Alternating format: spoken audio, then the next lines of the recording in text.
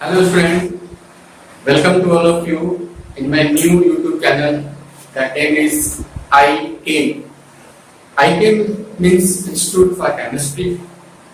इस चैनल में आप सभी को मैं केमिस्ट्री पूरा पढ़ाऊंगा।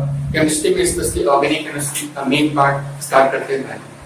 आप जैसे जानते हो केमिस्ट्री के 3 मेन पार्ट हैं। कंप्लीशन के पॉइंट ऑफ व्यू से 3 मेन पार्ट हैं। First physical chemistry, physical organic physical, second inorganic chemistry and third organic chemistry, है ना। आप सभी जानते हैं केमिस्ट्री के 3 पार्ट हैं, फिजिकल, इनऑर्गेनिक, ऑर्गेनिक। हम इनके बारे में रेफरेंस करते हैं आप सभी को। जेई मेंस में यदि देखा जाए, जेई मेंस में इस केमिस्ट्री से 25 क्वेश्चन आते हैं। 25 क्वेश्चन जेई मेंस में केमिस्ट्री से आते हैं, जिनमें से 8 क्वेश्चन आपका फिजिकल केमिस्ट्री से हो गया, 8 क्वेश्चन इनऑर्गेनिक से हो गया और रिमेनिंग 9 क्वेश्चन आपका ऑर्गेनिक केमिस्ट्री। इस तरह से पैटर्न मिलता है जेई मेंस के। ठीक है, इस जेई मेंस में 25 क्वेश्चंस में 20 क्वेश्चन तो आपके एमसीक्यू टाइप के हैं। MCQ means one single correct type के, और रिमेनिंग जो 5 क्वेश्चंस होते हैं ये क्वेश्चन इंटीजर टाइप के। इंटीजर मींस आपके क्वेश्चन दिए होंगे, उस क्वेश्चन में ऑप्शंस नहीं दिए होंगे, आपको उस ऑप्शन की हेल्प से 0 से 9 के बीच क्वेश्चन डेटा को पुट करना है। ये तो जेईई मेंस का सिलेबस का पार्ट है। इस तरीके से हम नीट की बात करें, नीट में केमिस्ट्री से टोटल 45 क्वेश्चन आते हैं, 45 क्वेश्चन आते हैं।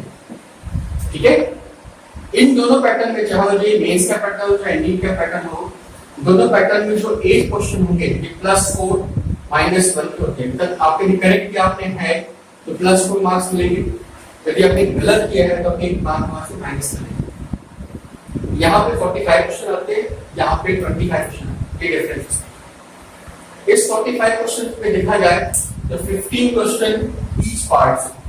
15 क्वेश्चन आपका फिजिकल केमिस्ट्री से हो गया, फिजिकल केमिस्ट्री से 15 क्वेश्चन आपका हो गया आपका इनऑर्गेनिक केमिस्ट्री से, और 15 क्वेश्चन हो गया आपका ऑर्गेनिक केमिस्ट्री से। एटलीस्ट नीट में तो तीनों क्वेश्चन सिमिलर हैं। इस तरीके से जेईई मेंस में लगभग तीनों सिमिलर है, लेकिन जो एडवांस पैटर्न होता है वहां पे थोड़ा सा ऑर्गेनिक का क्वेश्चन ज्यादा, वहां पे तो पैटर्न ही चेंज है, वहां पे क्वेश्चन का पैटर्न चेंज होता है और वहां पे क्वेश्चन के मार्क्स चेंज है। तभी बात करते हैं मेंस और नीट के बारे में, एडवांस की बात इसके बात करते हैं।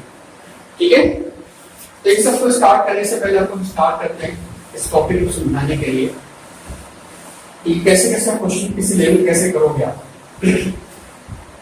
अब इन चैप्टर्स में स्टार्ट करते हैं सबसे पहले organic chemistry. We start first part organic chemistry, right. Okay, आप में से मैक्सिमम लोग ये बार-बार कंप्लेन करते हैं, ऐसा बोलते हो कि ऑर्गेनिक केमिस्ट्री बहुत टफ लगती है और मुश्किल है, समझ में नहीं आता। फिजिकल पढ़ लेते हो आराम से, ऑर्गेनिक रख लेते हो, ऑर्गेनिक समझ नहीं आता। बट मेरे हिसाब से ऑर्गेनिक केमिस्ट्री तीनों में सबसे आसान, सबसे आसान। इसके साथ साथ सबसे टफ भी। क्यों? ये डिपेंड करता है इसके बेसिक चैप्टर्स पे। यदि आपको इसके बेसिक चैप्टर्स मालूम है तो ऑर्गेनिक केमिस्ट्री बहुत आसान है, और यदि इसमें मालूम नहीं है तो आप बेसिक चैप्टर्स को ध्यान से नहीं पढ़ा आपने, फिर ये बहुत टफ बन जाता है, बिल्कुल मैथमेटिक्स। इसके जो बेसिक चैप्टर्स हैं, इसके 4 बेसिक चैप्टर्स हैं। फर्स्ट में इसका आता है क्लासिफिकेशन। क्लासिफिकेशन ये इसका फर्स्ट बेसिक चैप्टर है। दूसरा इसका पार्ट आता है नॉमेनक्लेचर।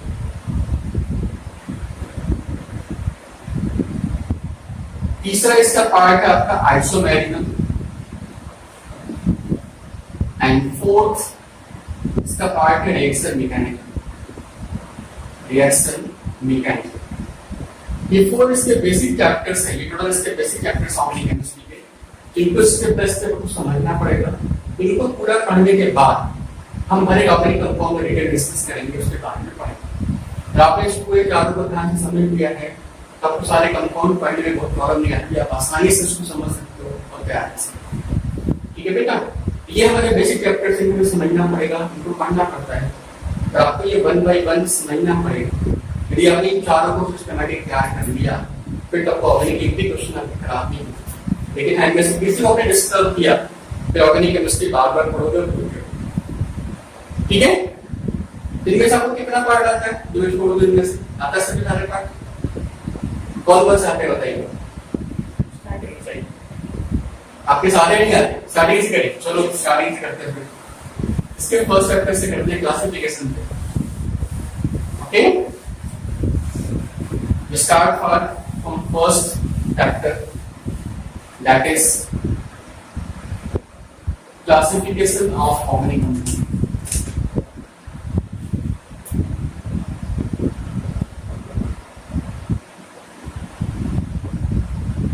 Organic compounds.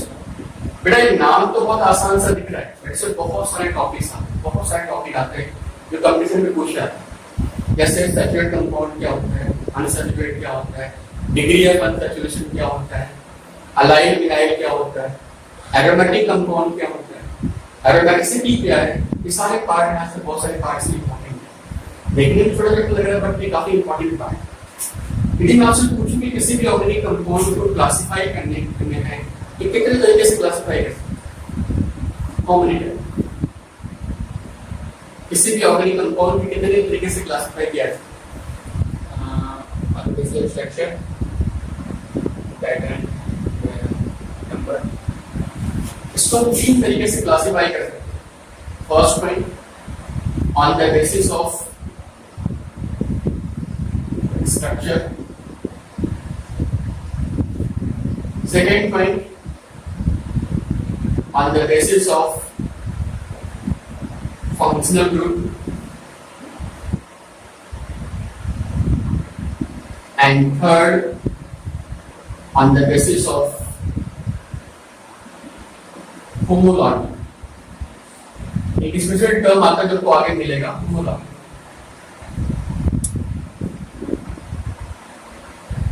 ठीक है, इन 3 तरीके से हम किसी ऑर्गेनिक कंपाउंड को क्लासिफाई कर सकते हैं। क्लियर? हम इसका फर्स्ट पॉइंट आते हैं बेसिस ऑफ स्ट्रक्चर।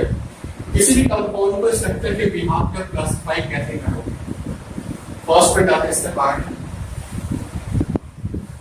किसी भी ऑर्गेनिक कंपाउंड को हम स्ट्रक्चर के बिहाफ पर कैसे क्लासिफाई करेंगे? अब ये पॉइंट डिस्कस करते हैं इसका यहाँ पे on the basis of structure। Clear? देखो आप सभी ने पढ़ा है कि यदि हमारे पास ऑर्गेनिक कंपाउंड है, यदि हमारे पास ऑर्गेनिक कंपाउंड है तो उस कंपाउंड को हम 2 पार्ट में डिवाइड कर सकते हैं। 2 पार्ट। वो पार्ट कौन कौन सा है? एक का बोलते हो ओपन चेन, ओपन चेन के फॉर्म में स्ट्रक्चर तो देखो ओपन चेन के फॉर्म में। दूसरा होता है क्लोज चेन, क्लोज चेन। आपने ऑर्गेनिक कंपाउंड को स्ट्रक्चर के बिहाफ पे 2 पार्ट में डिवाइड कर दिया, open chain and close chain. Open chain का है दूसरा नाम हमारा इसमें है एसाइक्लिक और इसको हम बोलते हैं साइक्लिक।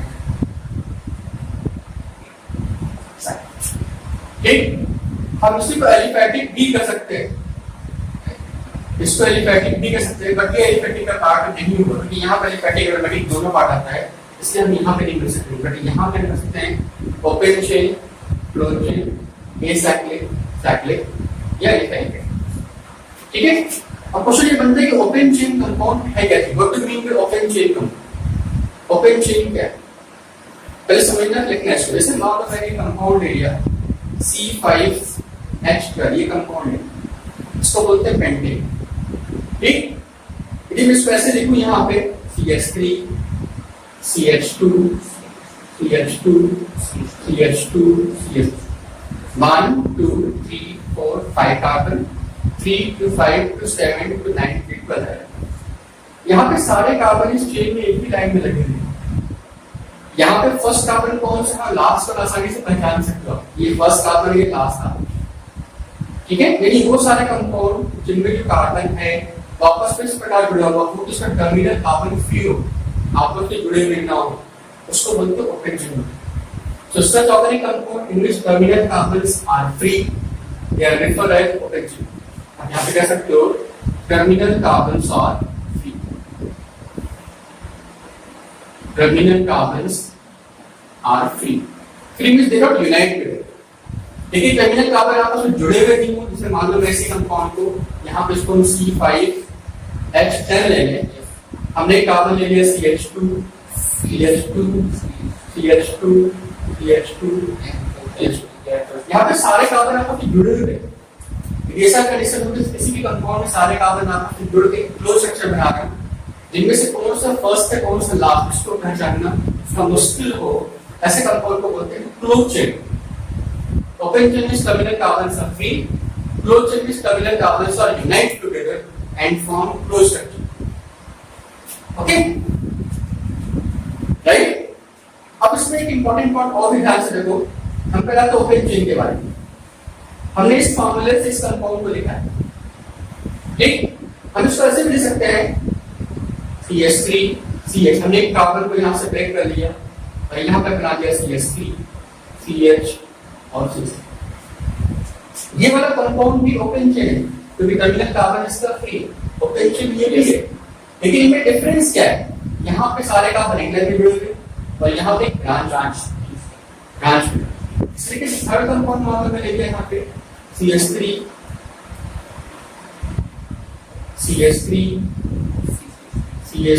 और CH3। इन थ्री कंपाउंड्स पे देखा जाए तो compound number 1 compound number 2 compound number 3 इन तीनों का मॉलिक्यूलर फॉर्मूला सेम है, लेकिन यहाँ पे सारे कार्बन एक चेन में है, लाइन में है। ऐसे कंपाउंड को बोलते हैं स्ट्रेट कंपाउंड, ये कहलाएगा स्ट्रेट, ये स्ट्रेट। और ऐसे कंपाउंड ओपन चेन जिसमें ब्रांच बनी हो, ऐसे कंपाउंड को बोलते हैं ब्रांच। ये हो गया ब्रांच, अंडरस्टूड। तो ओपन चेन कंपाउंड हम दो पार्ट में डिवाइड कर सकते हैं, स्ट्रेट और ब्रांच।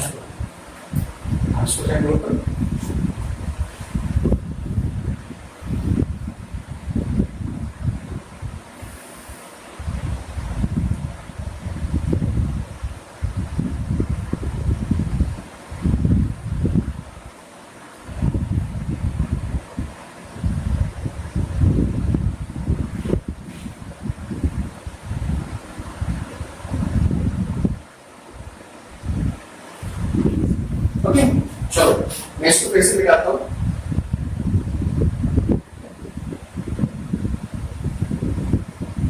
वापस आपके चार्ट में फिर से आते हैं। हमने इस चार्ट में ओपन चेन कंपाउंड को दो पार्ट में डिवाइड कर दिया। आपने इसको एक को बोल दिया स्टेट और दूसरे को बोल दिया ब्रांच। क्लियर? ये क्या होता है मैंने समझा दिया स्टेट और ब्रांच को। ठीक है, मैंने को ब्रांच समझा तो दिया, बट इसमें बहुत सारे क्वेश्चन था, तो इससे आगे क्या पार्ट है आगे करेंगे। यहाँ से क्वेश्चन ये काफी इंपॉर्टेंट पॉइंट है, इससे बहुत सारे क्वेश्चन पूछे हैं। हम इस स्टेट और ब्रांच को फिर से भी कंबाइन कर दें, आपस में उसको फिर से मिला दें। हम इस ओपन चेन कंपाउंड को फिर से दो पार्ट में डिवाइड कर सकते हैं। इस ओपन चेन कंपाउंड को हम फिर से दो पार्ट में डिवाइड कर सकते हैं, चाहे वो स्टेट को चाहे वो ब्रांच को, कोई सकता है कोई ओपन चेन, इसको दो पार्ट में फिर से डिवाइड कर सकते हैं। वो दो पार्ट क्या हुआ, एक को बोलते हैं सैचुरेट कंपाउंड, सैचुरेटेड कंपाउंड, और दूसरा कहलाता है अनसैचुरेटेड।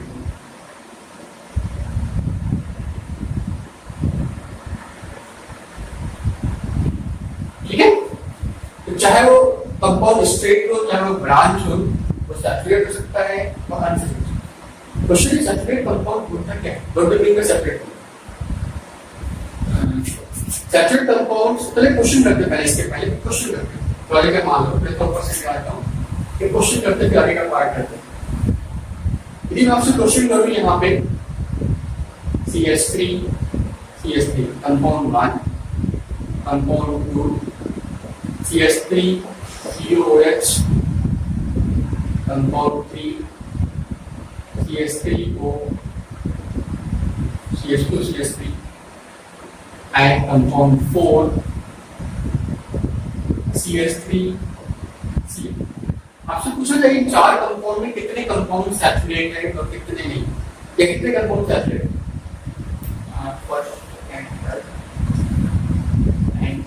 सेकंड एंड फोर्थ बना सकते हैं। इसमें कितने कंपाउंड सैचुरेट?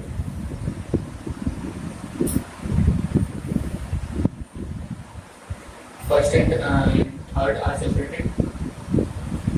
देखो ये इसको हम एक ओल्ड कॉन्सेप्ट से मान के लिए पुरानी सिस्टम से मान के चले, ये चारों कंपाउंड हमारा जो है फर्स्ट की बात करें चाहे सेकंड की चाहे थर्ड की चाहे फोर्थ की, ये चारों कंपाउंड सैचुरेटेड। क्यों?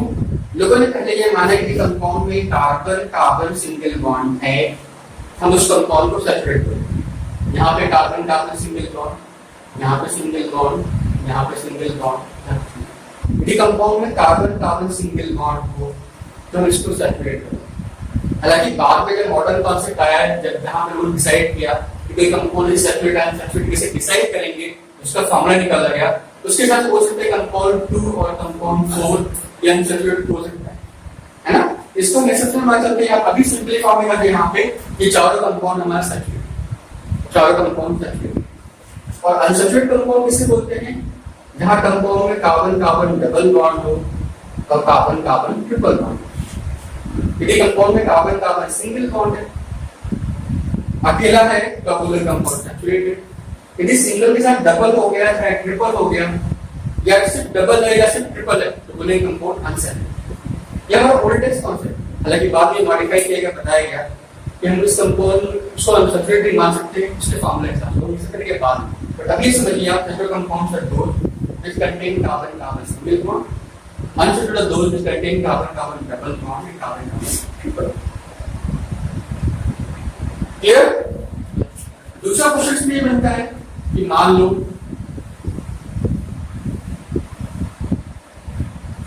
हमने कंपाउंड यहाँ पे बना दिया, कैसे को बॉन्ड लाइन मालूम है?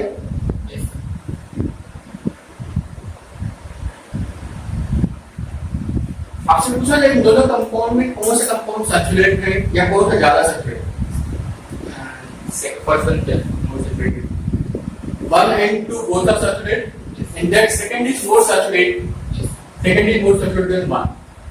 क्वेश्चन कैसे क्यों हुआ?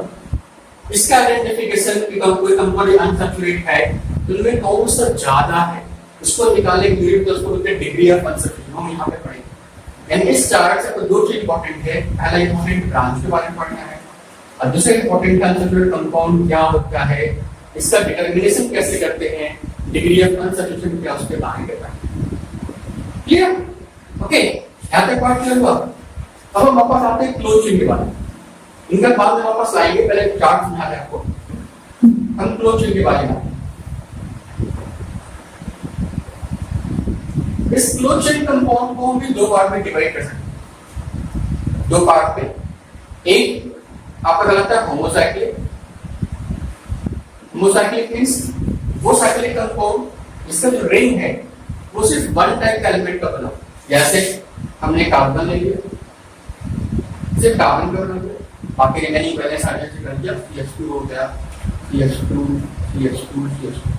इस कंपाउंड जो रिंग बना हुआ है इसमें सिर्फ वन टाइप का एलिमेंट है, सिर्फ कार्बन। ठीक है? ऐसा साइक्लिक कंपाउंड जिसमें वन टाइप का एलिमेंट इसको बोलते हैं होमोसाइक्लिक। होमो से आपका सिमिलर होमोसाइक्लिक। आप साइक्लोप्रोपेन ले सकते हो, जो दिया हुआ है।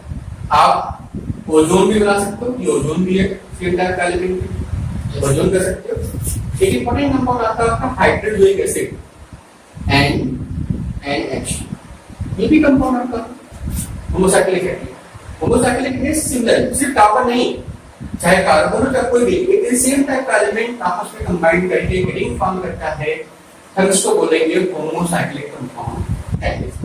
ठीक है? हाँ, लेकिन यहाँ पे इंपॉर्टेंट ध्यान आपको है, यदि वो रिंग सिर्फ कार्बन का बना हुआ है, हम इस होमोसाइक्लिक कंपाउंड को एक नया नाम उसको बोलते हैं carbocyclic. Carbocyclic.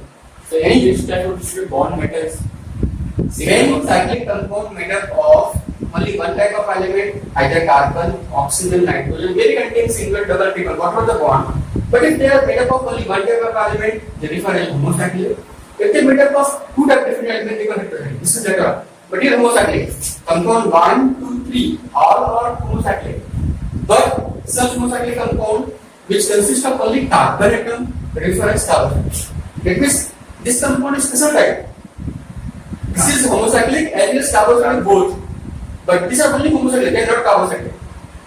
So carboxylic are those which contain only carbon. And second one is heterocyclic.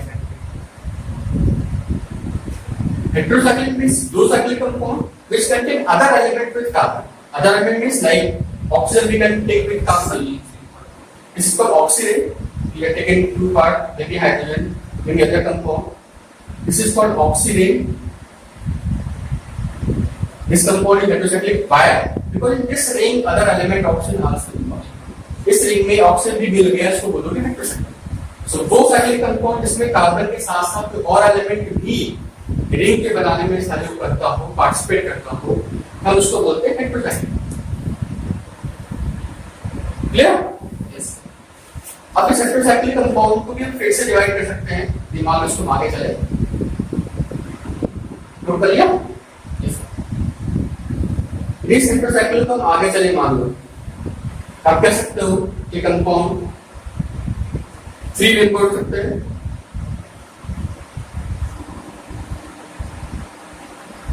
Three member means उसके रिंग में 3 एलिमेंट, जैसा कई अलग कंपाउंड है उसको यहां पर आते हैं 3 मेंबर मींस रिंग में सिर्फ 3 एलिमेंट हो, आप इसको बोलो 3 मेंबर, ये 3 मेंबर, ये रिमेनिंग बॉन्ड्स हो। ठीक, इसका बी पॉइंट आप कह सकते हो 4 मेंबर,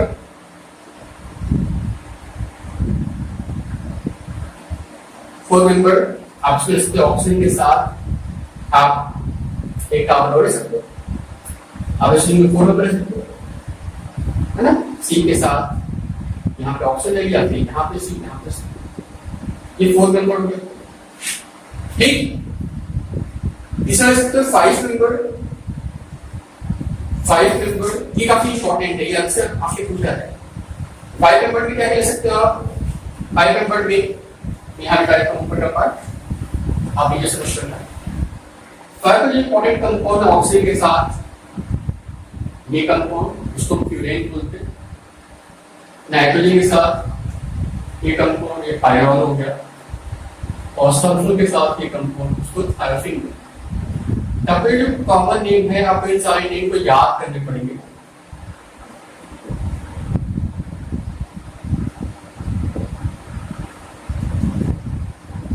याद करें, क्योंकि कभी कभी एग्जाम में सिर्फ कंपाउंड का नाम पूछता है, ये पूछता है कंपाउंड क्या है, आपका स्ट्रक्चर दिमाग में होना चाहिए।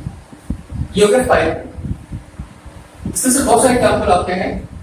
हम नेक्स्ट इसमें लेते हैं आपका डी पॉइंट, डी के फॉर्म में बेंजीन लाइगेशन, ये 6 मेंबर। इसमें बहुत ही अच्छा इंपॉर्टेंट कंपाउंड है, बहुत ही इंपॉर्टेंट कंपाउंड का बोल सकते हो, वो कहलाता है पायरीडीन। जबकि एग्जाम में आपके सिलेबस में आगे बहुत काम आएगा, बहुत कई बार मिलेगा, इसको बोलते हैं पायरीडीन, काफी इंपॉर्टेंट रिड्यूसिंग एजेंट। ये वेरिएशन है, इसमें से बहुत सारे कंपाउंड बना सकते हो।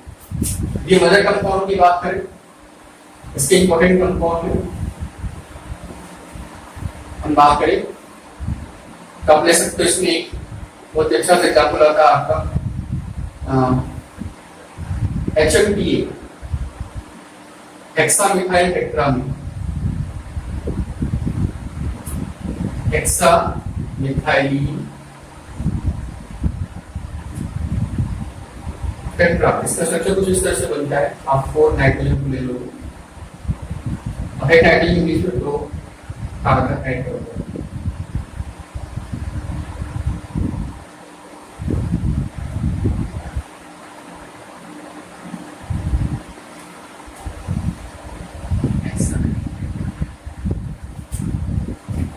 One, 2, 3, 4, 5.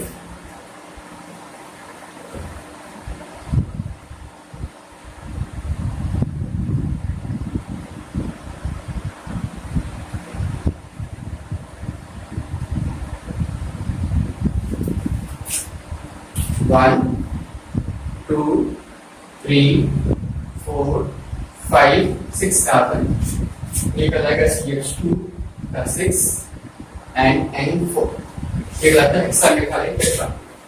इसी का कॉमन नेम काफी पॉपुलर है, यूरोट्रोपिन। यूरोट्रोपिन एक मेडिसिन है जो आपके ब्लड इन्फेक्शन में काम है।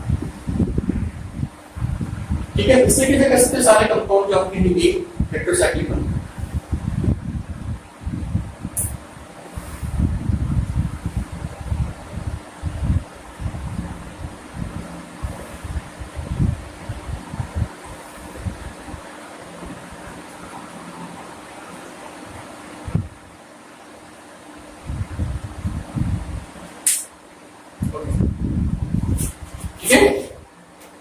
अब हम इसको चार्ट था उसको फिलअप कर लेते हैं, पूरा कर लेते हैं। हमने आपको बताया वापस चार्ट में आप आओ,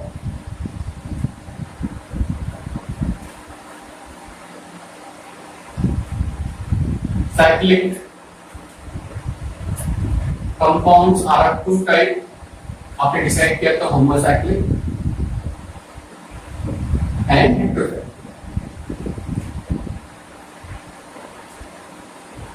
ओके, हम इन दोनों कंपाउंड को फिर से डिवाइड कर सकते हैं, इन दोनों कंपाउंड को फिर से समराइज करके डिवाइड कर सकते हैं दो पार्ट में। आप एक को बोलोगे एलिसाइक्लिक और दूसरा कहलाएगा एरोमेटिक। इट मींस चाहे एलिसाइक्लिक कंपाउंड होमो हो चाहे हेटेरो, दोनों से, इसलिए कि एरोमेटिक कंपाउंड होमो हेटेरो दोनों से।